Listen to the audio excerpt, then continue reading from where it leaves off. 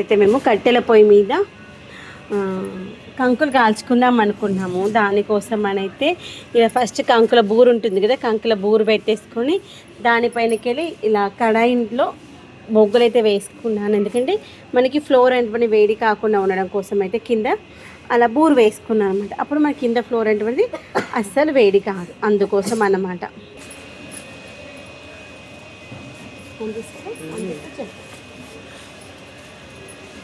ఇదిగోండి, నేను ఇలా ఇంకొక వరుస పెట్టుకొస్తున్నాను. ఎందుకంటే మనకి ఫ్లోర్ అనేటువంటిది వేడి అవ్వకుండా, టైల్స్ అనేటువంటివి బ్రేక్ అవ్వకుండా ఉండడం కోసం. ఇవైతే పచ్చివి కదా, అంత హీట్ అనేది తొందరగా కిందికి వెళ్ళదు, అందుకోసం ఫస్ట్ కంకిబెండ్లు పెట్టాను.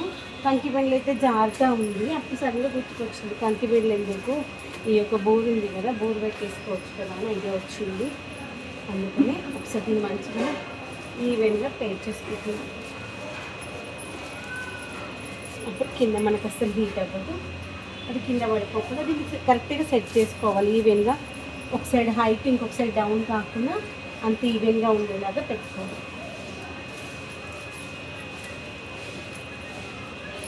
ఇదిగోండి, ఇలా పెట్టేసుకున్నాం కదా. అసలు ఇప్పుడు మనకు హీట్ అయిన కూడా కిందికి వెళ్ళదు.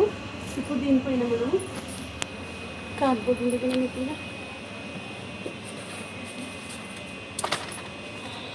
ఇవన్నీ కార్డ్బోర్డ్ ముక్కలు కొన్ని వేసుకున్నాము. అప్పుడు ఈజీగా అంటుకుంటుంది. ఫస్ట్ లేదంటే కట్టె పుల్లలతో కట్టెల పుల్లలు కూడా వేసుకోవచ్చు.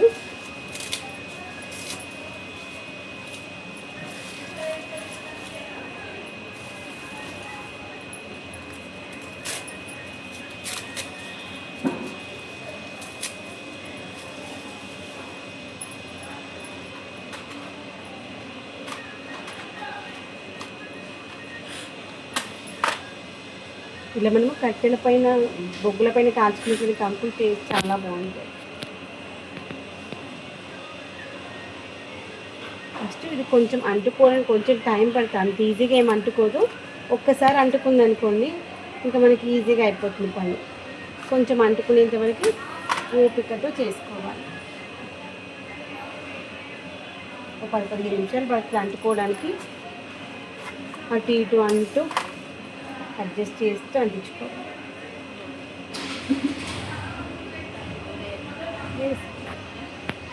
దేనికి నూనె అంటుతుందా? అప్పుడు అలాగే వేసాను. ఆఫ్ చేసి